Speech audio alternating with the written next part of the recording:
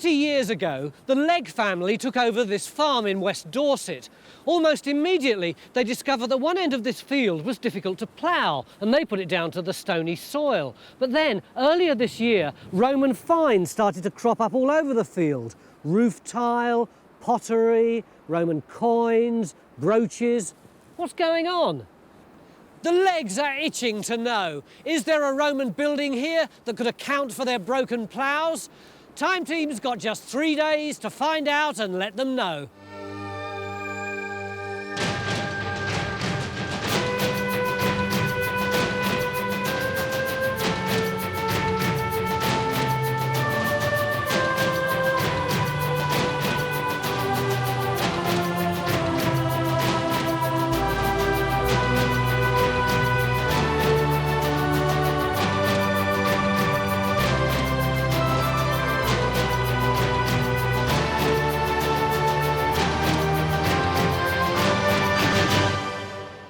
Rain's forecast for the next 3 days, but at the moment it's spectacularly nice, isn't it?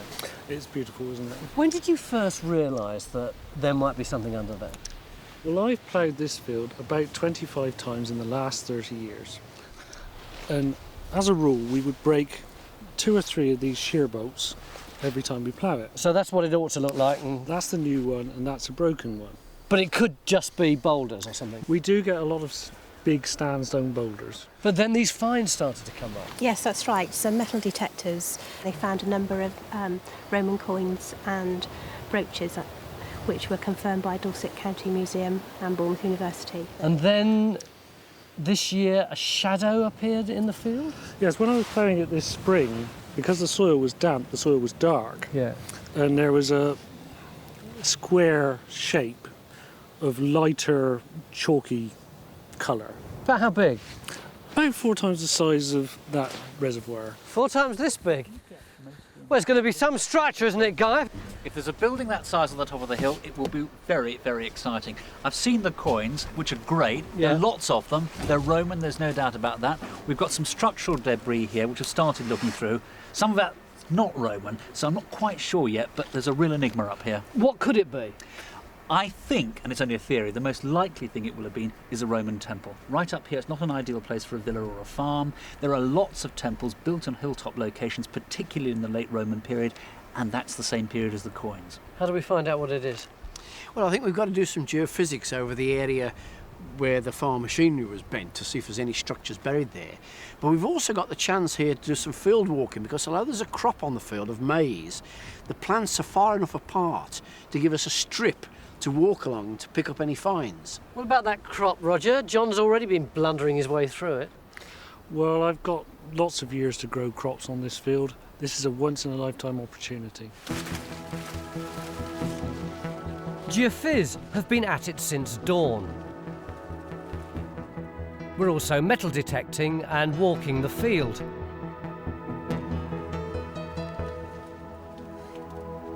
There's enough space between the maize plants to look for more Roman pot or tile just lying on the surface. If finds are clustering, we can investigate the hotspots. One of our legion of Roman experts has been looking at the building material that's already been found. From the finds that we've got, can you tell what sort of Roman building it is? Well, not from this, because none of this is convincingly Roman. You're kidding? No, I'm not. I can see why people have thought it at first glance. Some of you think, oh yes, that looks like it's a piece of Roman imbrex, but it's actually very hard and got an uncharacteristically smooth surface. Same with this, it looks like a piece of tegula, the flange roof tile, but it's actually far too thin, and it's been moulded, and Roman brick and tile is handmade. So we've got metal finds, like the coins. Yeah, we've got the coins, brooches and the stuff. brooches. But there was never a Roman building here. Oh, well, that's not necessarily the case, because we could have a building in timber. There's certainly Roman activity up here, but from this there is nothing to indicate a substantial stone or tiled roofed structure. Sorry. This is going to be one of those digs.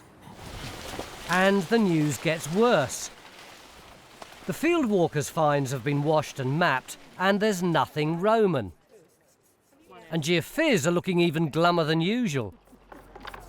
So what have you got on the geophysics, John? It's a bit disappointing, really. What about this blob here? Well, that looks to be a large piece of iron. Oh, so it could be modern then. Right. But there's no clear archaeological targets at the moment. From the geophysics, right. Lordy Lord. Our only remaining lead back to the Romans is the coins and brooches. But they at least are looking more promising. The metal detectorists even found 3 more coins this morning. OK, what have you got then, Henry? This is basically a map plotting where all the previous metal detecting finds have been in this field. And basically we have the red dots showing the coins, we've got the brooches, the yellow triangles, and the ring at that end. And it does show a cluster, sort of where we stood, roughly. So it sounds as if, in the absence of a geophys target, we probably ought to have a look at that concentrated area in the middle there, shouldn't I think so, yeah. Which is presumably more or less where we are here, this side of the hedge. Mm. Mick seems very relaxed given all this bad news, and everyone's putting on a brave face. I would have thought. But the truth is, we're sticking in a trench on a broad scatter of metal detectorist finds, and outside the geophys survey area. I wonder if our spectators have got any idea of how close to disaster we are. So what we do then is we'll strip a bit of an area rather than just going straight down. That's right. Strip an area and then try it. In case there's still stuff in the topsoil. We'll do that. Is there a bit of a figure there? Well, that could be, couldn't it? Our Roman double act, Guy and Richard, have been looking at what kind of Roman coins have been found to see if the dates and values give us any clues as to why they were here. Do we reckon we know what we've got now? Yep, quite a few coins. Yes, I know we've got coins. Even I know we've got coins. What kind of date? Early 2nd, speeding up in the 3rd, quite a lot of 4th century stuff. Are they valuable? In ancient terms, no. So what does that imply? You'd either use them for everyday purchase on market stalls or fairgrounds or something like that and not worry if you lost them, or if you're giving them to a shrine or something, the tendency is always to give the worst stuff, the copies, the forgeries, the foreign coins. What about the other metal finds? Well, there's some brooches, some of which may be as early as the 1st century, and one that goes up to the middle of the 2nd century, but look that it's broken. Now, it's quite common in a religious context to give away broken brooches. Just as you might give away worn-out rubbish coinage, you give away scrap metal rather than good stuff. So lots of finds, but no structure? Yeah, we've got a real mystery. The coins are great, the brooches are great. It's a very, very strange place. What do you think it might be? Well, you could have coins and no living both on a fairground or a temple.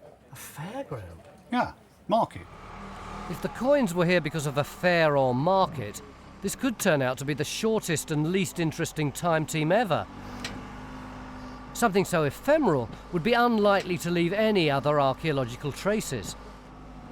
Everything now seems to hang on the only trench we've opened. Look, where's the boy Ashton? Where is he? Yeah, but that's a trouble. Should we go and get him? Might as well call in the wrinkled professor while we're at it. I'm worried when you have a stern face. We got what looks like our natural look coming on there. But look, there's something looks coming round here. And we appear to have an edge. What I was requesting is to take out a bit of this. Yeah, take out a bit more. And see whether or not we can. I mean, if this is a ditch or something like this coming round, you put a need slot. to see that natural, the other side. That's what it's exactly what I'm saying. Okay, let's do that. What Phil thinks he's got is a man-made ditch cut into the natural geology. He's found one edge, and to confirm it, he needs to find the other one. Oh, Nice one. that's the other side of it then. Nice one. That is, I like the look of that. Yeah. It's curving round, it's curving round. All right, we'll have a bit more off, Phil. Just pick it up here. Looking better, isn't it? He's pleased about that. Oh, I like the look of that. Hallelujah, there is some archaeology here. We now have 2 edges to our ditch. You're thinking flints and pottery, aren't you? But this doesn't look Roman. Big too. They didn't build in curves, but the people who came before them did, which is great for Phil because he loves the prehistoric. That's got to be good, Mick. Got to be good. Right. You see, what we're interested in is you've got the natural there, natural bedrock there, this stuff. Yeah. And you see there's an edge. Yeah. Comes across there. Yeah. And it's And up coming through there. across there as well. So there's summit going round there, that way. Okay. The question now is, what is it? It's a mystery that's going to keep us busy for a while. And really it's a bit of a fluke that we found it at all. But the quest for Roman has not been derailed by Phil's possible prehistoric discovery. Geophys and the fieldwalkers have now moved on to the next field in search for an explanation of the Roman coins. Farmer Roger's mysterious shadowy square might yet be evidence of something Roman. The trick is to get him to remember where it was. Presumably you didn't actually mark the position of this shadow thing. Well, it was roughly in this sort of area. Roughly? Approximately. So how are we going to work out where to dig? Well, if you look at the maize plants, Yeah. they are sort of stunted in this area, and it is stonier on the ground. So is that a different theory, or does that relate to the shadow? No, that relates to the shadow, I think. And was it around here? God, this is like extracting teeth, isn't it? Was it round here that the bolt shed on the plough? Yes, here and all along the ridgeline. Ah, we're getting somewhere now. Does your geophys indicate anything which might have sheared his bolts? I can hear you saying no before you've even said it. Look, with the eye of faith, you might just see something in there. Yeah. If I didn't know it coincided with Roger's sort of area, I wouldn't have bothered with it. Where is it? Well, we're stood on it now. So do you reckon it's worth putting a trench in here? Well, we've got nothing to lose. I mean, if this is where the plough was hitting solid material, OK, we've not got anything special on the geophysics. We still ought to look at it. Well, this is not the most scientifically placed trench we've ever had, but we'll have a go, John. We'll have a go. Why not? So another trench goes in without very much precision. It is a rather obvious ditch, isn't it? Yeah. Running right the way down But there. that couldn't matter less to Phil, who's now revealed a very nice curving feature which is producing artefacts. Oh, you mean you got Roman stuff? Look, we've got church. Yeah. That's the local equivalent of the flint, the actual green sand lovely. church. See the bulb there. That's right. And we've got flint itself, which really does begin to make it look as though it is prehistoric. Yep. But if you really wanted evidence, Bronze Age pot, if I'm not mistaken. Oh, I'd agree with that. That looks like sort of good early Middle Bronze Yes, Age. Exactly what you'd expect with a ring ditch like this. Which Well, is that's right. I mean, almost certainly going to turn into a barrow. Yeah, that's perfect. Excellent. Not a Roman in sight. Excuse me while I just pummel you. If they're right and this is a barrow, then Phil's found part of a ditch that ringed a man-made mound, in the middle of which may be a burial. If that's the case, we'd expect the ditch to extend into the next field, where geophys and the fieldwalkers have been looking for Roman stuff. We've done the field walking here, and there's nothing Roman here at all, just a lot of medieval. But what's the geophys like? John, have you finished it yet? Well, it's a clear barrow. There, you've just walked through the boundary and look at that clear arc. We've lost the middle of it because of the modern boundary, but it's there. Guy, do you think that this barrow has got anything to do with the Roman finds? Well, I've got to admit, it isn't exactly what I expected when I came up here. But no, the reality is that the Romans did pay a huge amount of attention to prehistoric monuments. After all, they were dotted around in the landscape. They were impressed by them.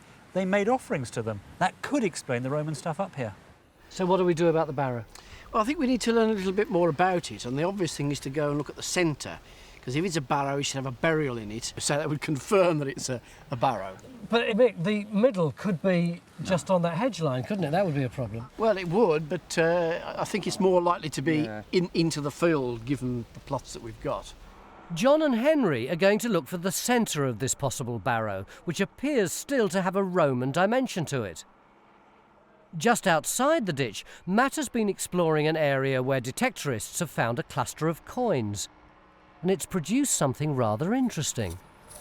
Matt, you see I've got this kind of black circle thing here. Yeah. I think we should get a metal detector or something over them. Can we borrow you for a minute? Sweep over these two. It's not very promising, is it? Ah. Oi! Well, if you dig it out in chunks from a good distance away and then break out a big lump. We'll get Will to go over the chunks that we take out. Yeah. Spread it out a bit. Ah, I see. So it's in there somewhere. So now if we just split it up into 2 or 3, and then Will can go over each bit. So let's spread that out a bit. Ah. Hey! There you go. A find. Oh, beautiful. Absolutely excellent. Find. Mark! Come and have a look at this, mate. Got another one. Oh, yes. Can you tell anything about that, or does it need to be cleaned up? Well, it's going to be either late 3rd or 4th century AD. How do you know that? The size and thickness alone, that's enough to give a good indication. So what are all these Roman coins doing in a prehistoric site? The answer is not in Roger's mysterious shadowy square. Bridget has found only geology, so his bolts must have been sheared by plain old rocks. Even though everyone's bottling up their feelings, it's been a tense and frustrating day for the archaeologists. Nerves are beginning to fray, particularly when one of the crew steps into Phil's newly cleaned trench. David! Sorry, sir. And on the other side of the hedge, the hunt for the all-important centre of the barrow is also proving frustrating. No one can agree where it is. I've paced it and I think that's where the centre is. K for carrot? Yeah. Not a chance. We'll mark the perimeter and we'll see who's right. Well, I'm going to extend it from the trench bit. And oh, you do what you want.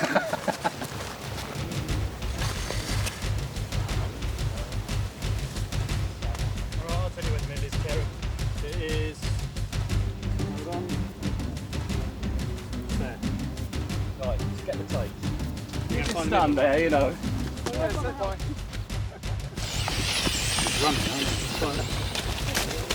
What length you got? 24. There. Centre. Centre. 2 centres then. 2 centres. We've got 3 different You were right mardy this morning about this site, weren't you? I'm never very good in the morning. No, but about this site you were going, oh, I don't know if there's anything here. I think it was quite a sort of high-risk thing, actually. You know, we had a group of finds and a few other finds that might or might not have been, you know, Roman tile and so on. And it seemed a lot to base the work on. It seems to have paid off this time. Well, it does, yeah, it does. Look at that. What's going on over there? Guys, I don't know why you're squabbling. We're going to be digging a trench about 5 by 5.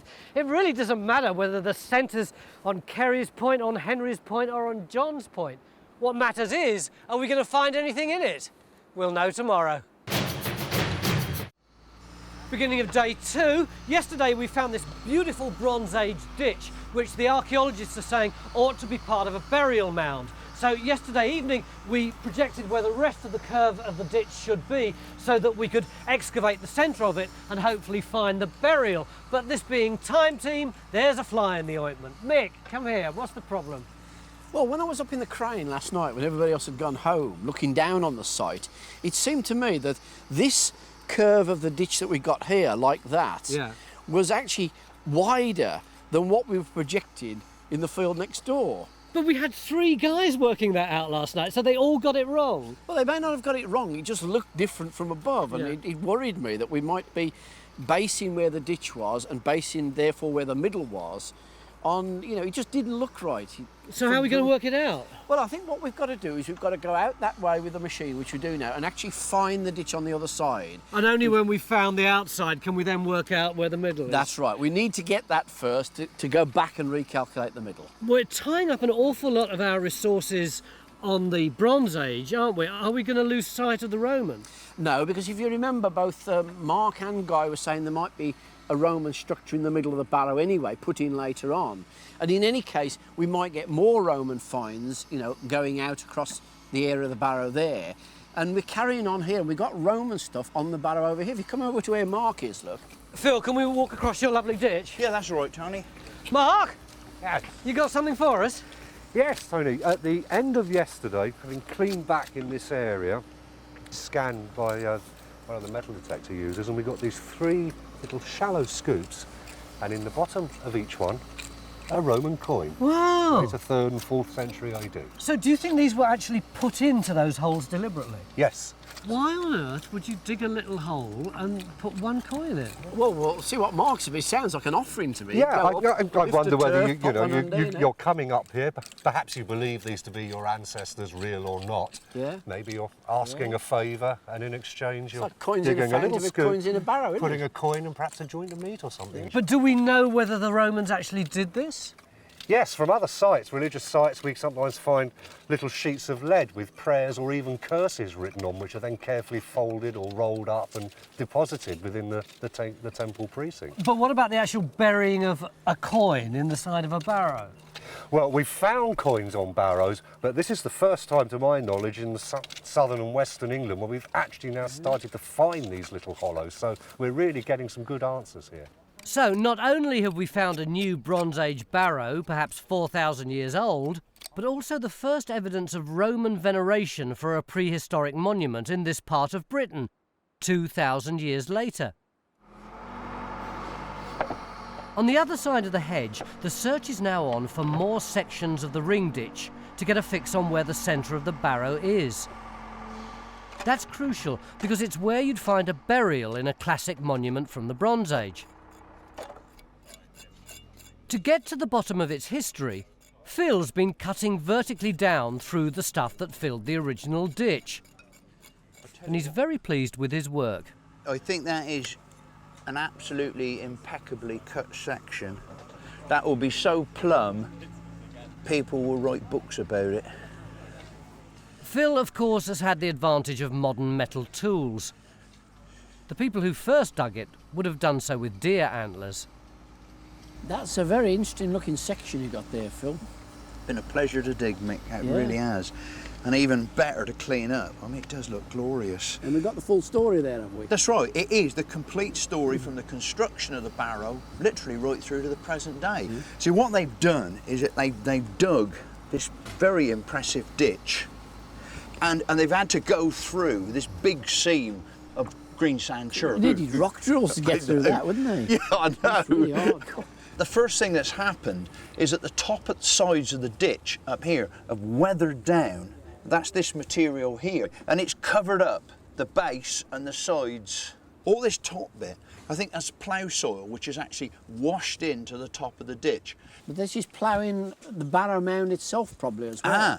But if you look here, see what we got there. Oh crikey, that's grotty old stuff, isn't it? It's beautiful. It's a piece of an urn, Bronze Age urn. It's got the finger pinching. Oh yeah, these are the finger marks of the potter on the outside. Right. So where's this from? Well, it's actually from the ditch itself. But you see, it's late Bronze Age. Right. And I think that what we're looking at here is an urn that's actually been placed in the mound. Right. And as the mound has been ploughed away, that fragment of urn has worked its way down into the ditch. So this is out of the middle of the barrow. I think this is out of the barrow itself. Yeah. Even though the mound itself has been ploughed away, bits of Bronze Age pot are circumstantial evidence of cremation burials in a classic barrow. It's one of the practices that arrived in Britain in the Bronze Age. So what was the difference between the Bronze Age people and the people before them? Well, primarily we see the kind of monuments they're building in round barrows, and we see very rich graves. We're seeing people accumulating wealth for the first time.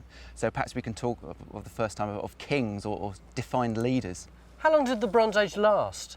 In this part of the world, from about 2500 BC, we get our first evidence of metals and round barrows, up to about 1600, and then there is a very substantial change into the Middle and Late Bronze Age, where we see lots more agricultural settlements, farms, dividing up the land, and pretty much all we can see around us here in Dorset, all the field systems, all the ploughing going on, begins in the later Bronze Age. So would it be fair to say that the Bronze Age was the beginning of the modern world? Exactly, beginning of the modern world. Prehistoric monuments are never just placed by chance on the top of any old high ground. Neighbouring hills and rivers and other local monuments can all shape where they're constructed. Stuart's looking at why this hilltop was favoured with a barrow. He's already found one possible clue.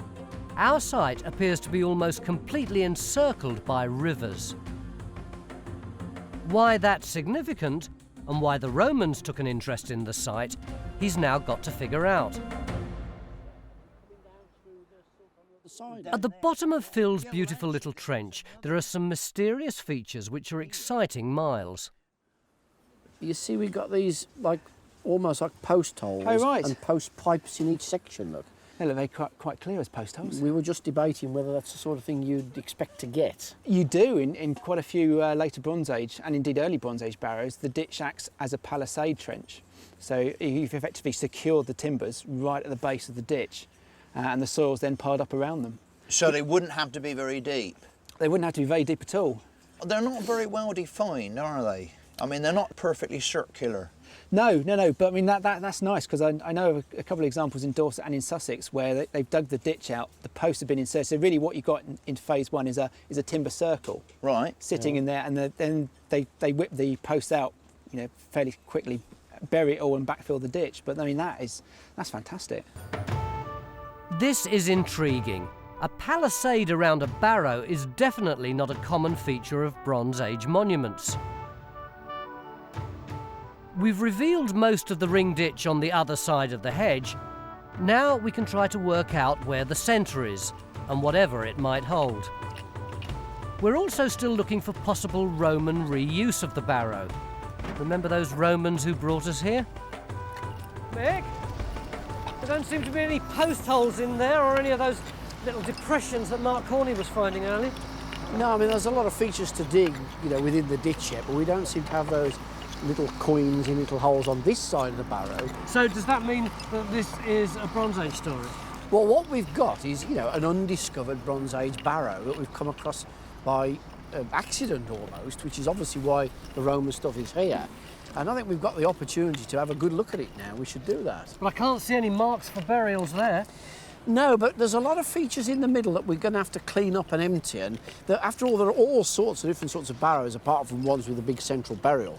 There's lots with peripheral burials around the outside. There's lots that have cremations put in pots. And in fact, that bit of pottery that Phil found is probably one of those cremations that's been broken up. So even though we haven't found anything yet, it doesn't mean that there isn't something exciting in here somewhere? No, I'm sure there's going to be, because there's such a range of types of barrow. And when we're lucky, we've got Miles with us who knows about these things. So what does our expert think? Does our monument conform to a standard pattern of Bronze Age round barrows? I thought our barrow was going to be circular and that we might find a burial slap bang in the middle of it. Well, it does appear to be circular. Most round barrows that we see in the UK, you've got a sort of a nice round ditch, and the centre we've got a mound, and somewhere in the centre there's going to be a burial. But the more of these we dig, the more we realise that the mound itself covers sort of a multitude of sins.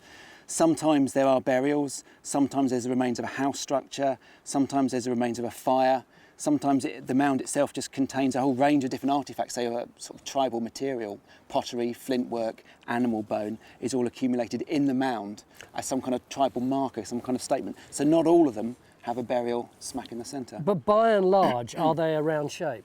Usually, I mean, when you see them in the landscape, what you see is sort of like one of these sort of comedy kneecaps sitting up there. That's the mound, but you never know what's actually inside there. It could be anything. Sometimes it's a body, but sometimes not. In our case, not. We've now excavated what we think's the centre, and there's no evidence of a burial. But from the ditch, Bridget has come up with a few fragments of bone.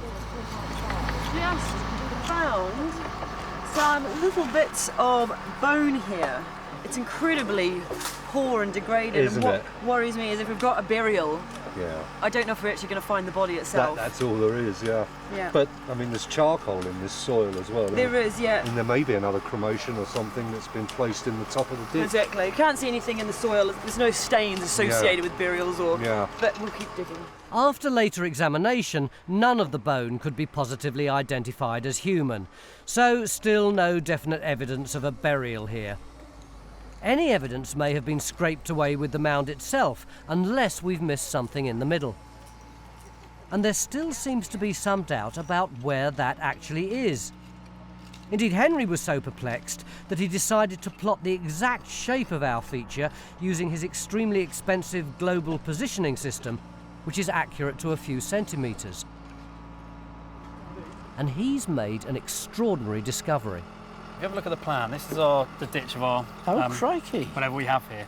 Now, you see it's not a circle. You can Presumably because it's not circular, it's difficult to find a centre. Very difficult to find a centre. You've sort of got a blob of about 2 metres where it could be, right, around the centre there. And where is that on the ground? The centre of that is just down... We can see that stone there. But it's actually a whole area around that there. But yeah, you want to be taking it at least a metre and a half around that to give you an idea. So potentially under the section here. Can I borrow that? Because that's a real conundrum, that is. I need to go and think about that. And while Mick's struggling to digest this unusual shape, Bridge has turned up yet more surprises. Well, it looks like we've got a piece of burnt timber. And what's interesting about it, it looks as though it's been burnt somewhere else, and then it's been dumped into the backfill of this ditch. How big is it? Well, we can see this much here, but there is a lot of burning up the other end there as well, where everyone's digging. That's also associated with some burnt daub. What's that telling you, Mick? Well, it isn't quite what I'd expect with a barrow, although, you know, you do get funeral pyres for burning bodies and so on. But it's rather helping with what is a very odd sight, it seems to be now. I mean, I'm going off the idea of it being a barrow. Oh, really? Yeah, but well, look at the shape of it. If that was your bike, you wouldn't get home in a hurry. Well, no, would that's you? right. And, you know, we've hardly got any pottery from it at all, you know. I mean, we've got a few odd bits that might be bits of cremation urn, and we've hardly got any bone from it, either cremated or ordinary bone. So I'm beginning to wonder whether it's a barrow at all, or whether it's some other type of site. But if it's another type of site, is it going to be of interest? Well, yeah, because, I mean, there's masses of features in it. We've got the ditch round it, got lots of features inside, we've got probable entrance over there, so there's a lot to go at to sort out. But I'm just wondering what on earth it is.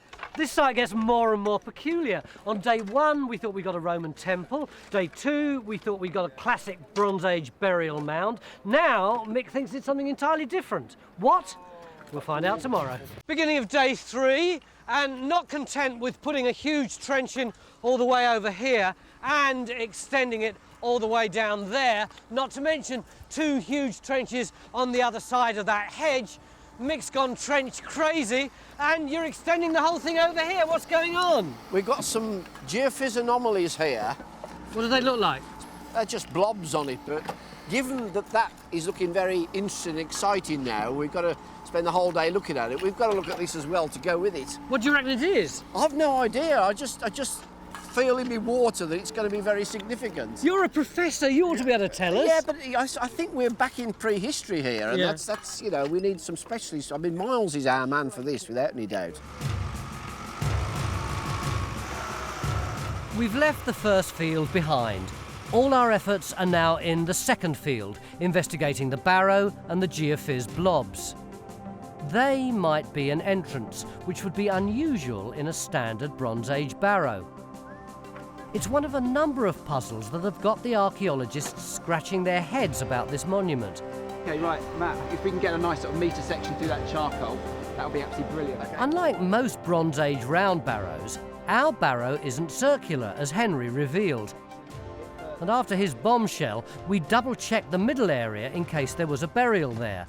But no, and no burials anywhere else either. And our puzzling monument seems to have had a palisade as well. So we've got the ditch swinging around here. Our army of diggers have got just one day of scraping and shoveling left to find out what this prehistoric thing is. These enclosures and barrows have a big timber facade on the outer edge.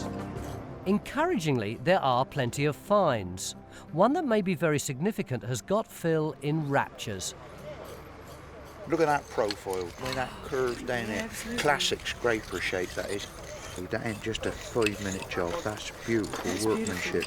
I mean, that's got to be late Neolithic, early Bronze Age, I'd have thought. Really? Amazingly, to an expert like Phil, a stone tool can be dating evidence. The trimming on this scraper suggests skilled craftsmanship from the Neolithic or Stone Age. Perfect thing for holding in your hand. These skills were largely lost in the Bronze Age when metal replaced stone tools. It may add yet another 1,000 years to our monument, and that would definitely account for the odd features. Is it true that he wasn't that interested in archaeology until we came along? That's right, absolutely true. We can't keep him away now. Well, it is interesting, isn't it? What is it that interests you most? The contrast in the colour of the ditch in the centre. I never knew any of this was under here. I've been over it so many times and not realised this stuff was underneath it. That's proper archaeology talk, isn't it? He's interested in the subtle differences in the shades of the soil. Not the coins, then? No, coins are boring. Seen one, seen more. Among the odd features of this prehistoric barrow thing were the geophys blobs just outside the ring ditch. So is it part of an entrance complex? Definitely not, no. No, looking at it, it's starting to worry me whether it's actually some kind of quarry, because the sides of it are extremely irregular. Right. There's not an awful lot of material in it either. I see, so they've used that to actually make the mound. That would be a nice assumption to make, actually. So one oddity explained, but there's another in the barrow itself. Bridge and Ian are investigating an intriguing area of the ring ditch, which has clearly been filled with burnt material. The thing about this ridge that's amazing is the finds that are coming out. They're coming out left, right and centre, and it's Ian who's really finding them, and I'm just looking at him jealous as anything. What have you got?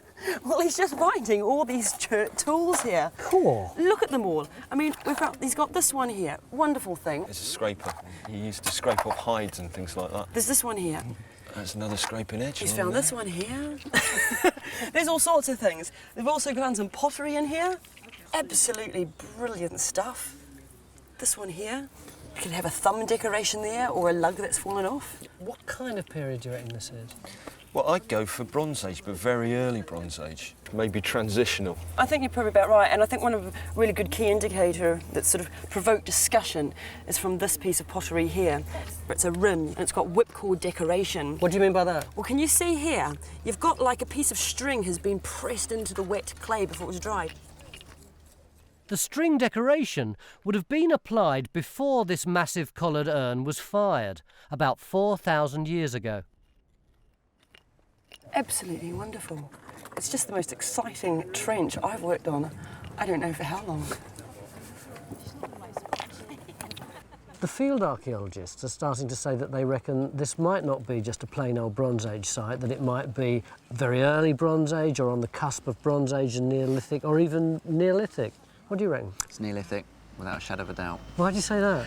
Well, based on the actual shape of the monument and the artefacts coming out of it, it is very clearly all late Neolithic. Do we know much about these Neolithic people? Well, we're really dealing with the first agriculturalists, the first farmers, the first builders of monuments in the Neolithic. Prior to the Neolithic, we just got sort of hunters and gatherers, not really having much of an impact, but the Neolithic farmers are the first people who start building things, big monuments in the landscape, cutting down trees, ploughing fields. What sort of date? Well, it dates from around about 4000 BC. So our monument's at the tail end of it's about 3000 BC. Can we work out anything about them as people? We can. Actually finding the skeletal evidence is often quite rare. We find bits of bodies, but we don't find complete individuals. And that might be what our monument is. It might be a place where bodies are left to decompose and then selected pieces are taken away for burial elsewhere. Do you find many monuments like this around here? Not around here, no. So this is actually quite rare. It fills in a nice gap in our Neolithic map. We appear to have lurched more than 3,000 years back in time since we arrived at the site. Poor old Victor has been struggling to keep up with this archaeological mystery tour. It's not that long since he rubbed out the Romans. Right, Oh, wow. wow. Hello, Victor. Well, that's a lovely drawing of a Bronze Age round mound. We've got a bit of bad news, though, I'm afraid. No. Material that's coming up now looks Neolithic. So I think Oh. we've added about 1,000 years onto the date of the mound. Redrawing is in order then? Yes, redesign, I'm afraid. And as far as the activity is concerned, what would they be? Well, that is the $6 million question, really. What is going on inside? Our evidence for a number of these sites is you get bits of human remains in the ditch. Right. And one suggestion is this is an exposure burial site where bodies decompose. Probably not the sort of the nicest of pictures to do, but possibly bodies decomposing in the centre and bits rolling off into the ditches. Wow. Stuart's come up with yet another piece of evidence that supports Miles's theory that this may be a Neolithic site. It's all to do with the visibility of the site from the surrounding countryside. This landscape has just thrown some real surprises in here. This model here shows, the green shows the high ground, and the other colours show the low ground where the monument can't be seen. So it's there. So essentially, you can see it when you're somewhere away, but when you're near, it's invisible. That's a very Neolithic thing to do, to get seclusion. You're not wanting to show off to the landscape, you're actually wanting sort of privacy around it, and our site has got that quality. If you look where the rivers are, here, we've put the rivers on this 3D view of the site there. It's like in the middle of the circle of all those rivers, isn't it? It is, and it's actually sitting right in that triangle of them. Again, typical Neolithic thing, putting monuments close to watersheds and sources of rivers. Different in the Bronze Age, because the barrows and burial in the Bronze Age is up on the high ridges. They want these things to be seen. And the only reason you're getting Bronze Age activity on our site is because they're continuing the older traditions. It's just perpetuation, as it were. What about when you get to the Roman? Ah, different story. That is a Roman road, isn't it? You're bang on there, yeah. We've got Roman settlements here, and we've got them up here. Yeah. Now, the line of least resistance between them, crossing these watersheds, you see, if you went to the left, you've got all these tributaries to get across. If you went to the right, you have the same problem. But look in between, you can just go straight down that ridge. So that means there's a pattern of movement develops very close to our site. And I think that's why you're getting the coins put there, because people are just passing close by. So it's a landscape full of some real surprises, actually. So it's far more complicated than I ever expected when I came here. Bridge and Ian's area of burnt material has produced one final surprise which may help to nail down the story of our mysterious prehistoric monument. Ian, look at this. I think I might have another piece of pottery, but I'm not sure actually what it is. It's very dirty. Oh no, I don't think it's pot, it's daub. Look, that's where the hazel rug went through. Of course it is. It's Watland daub. That's absolutely brilliant, because yesterday we had some burnt daub up that end there. There you go. It's the That's house. very nice. We've got the house. Wattle and daub was made by weaving hazel rods together and then daubing them with a mix of mud, straw and dung. Our daub may have been part of the palisade around the monument. Phil's post holes suggested a circle of timbers, and in between there may have been wattled hurdle, making it continuous. And this structure would be more typically Neolithic than Bronze Age. Funny that they didn't seem to be able to do circles, though. Phil himself has found a quiet spot and is now in his own personal heaven. What's happened to you then? You've been sent into exile? Not at all. I've just been playing. I've just been getting so much hassle from everybody up on site about stone tools. I keep talking about these stone tools, I keep eulogising about them, and they keep wanting to ask me all about them. So I'll tell you what I've done. I've pinched a couple of the best ones, yeah. that no scraper, and while nobody's looking, I'm going to make a couple. There you go. That wood. Yes, it's not far off, is it? That would have been the right blank, you see. Yeah. So what you're actually using here, though, isn't classic flint, is it? It's chert. Well, that's right. It's the flint equivalent out of the green sand. Yeah. Funny thing is, I have devil's own job talking to all the locals around here, because they keep on talking about this as flint. Yeah. And to me, this like is, as you say, it's chert, but it works just as well. Yes, better. Look at that. Yeah. Lovely straight edge. Yeah. I mean, that is razor sharp. Yeah. Absolutely razor sharp. The chert tools that have inspired Phil are the best evidence that our monument's Neolithic, about 5,000 years old. But the pottery's all Bronze Age and could be over 1,000 years later. Our experts have got together to see if they can crack this puzzle. We were so excited about this pottery that we asked you to drop everything and come up here from Salisbury to see us. What is it? Well, this is a very interesting little collection of early Bronze Age pottery. There seem to be several different vessels represented here, of which this is probably the best example. This is a rim from an early Bronze Age collared urn. Do we know what that would have been likely to have been used for? These vessels are quite often associated with funerary remains. They're used as burial urns, but they can also be used in a domestic context. Give us a date. What do you reckon? I'd say somewhere between 2000 and 1500 BC. Miles, what about the tools? Well, there's a nice sort of range of scrapers and knives and notch flakes coming up, so quite a dense collection of tools. Now, earlier today, you said to me, I'm sure this is Neolithic, and yet you're now saying that it's Bronze Age. Do we have a problem here? Well, certainly with the flint work, they're, so I would say, late Neolithic and or early Bronze Age. Yes, so there could be a chronological overlap between the two. What I don't understand is, we've got this huge egg which is representing our site, right? And we've got our hedge here. All these finds came from a trench just here on the ditch. These ones came from here, but nowhere round the rest of the ditch have we found anything at all. What do you think is going on? Well, I think it's important to bear in mind that all this material is coming from a very sort of organic rich, charcoal rich layer in the upper levels of the ditch. So there's some kind of deposit going on. This is not rubbish material. This is some kind of deliberate deposit of flint tools, sorry, chert tools and pottery. Why are people burying their tools and their pots? People are coming up here in the very late Neolithic and early Bronze Age, depositing these tools, this pottery, in the upper levels of the ditch, in much the same way, I suppose, that 3,000 years later, the Romans are coming up and doing the same thing with their coins. This site has produced one of the biggest range of finds we've ever seen on Time Team. From 5,000-year-old Neolithic chert tools to 500-year-old medieval coins. There's something from every period. And together they've unlocked the secrets of this site.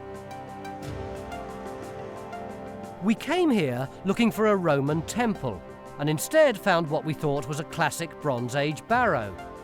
But it's now clear that our thing began its life in the Neolithic about 5,000 years ago, as an enclosure ringed by a ditch and quite possibly by a palisade which was later burnt. The enclosure may have been used to display dead bodies.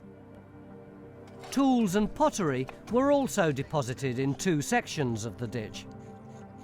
In the Bronze Age, a mound was thrown up using material dug from quarry pits just outside the ring ditch. The mound was probably still visible in the Roman period, and local people passing by were moved to bury their coins next to it, which is where we came in. Do you remember on day one, about midday, when we weren't filming and you grabbed my arm and you said, "Oh, I hope we haven't got you here on a wild goose chase"? That's right, we were concerned it was just a pot of coins and there was nothing else here. Well, it was far more than that, wasn't it? That's right. What does the guy who's not interested in archaeology think of it? Well, there's something in it, isn't it? Gets you after a while. You glad we came? Yeah, really glad. Had fun. You know, I can't remember a Time Team that's been more of a roller coaster ride. Can you, Mick? And it all ended up with this fantastic late Neolithic burial mound, the ditch of which is being lovingly created by the whole team. And the finding of this was a fantastic piece of luck.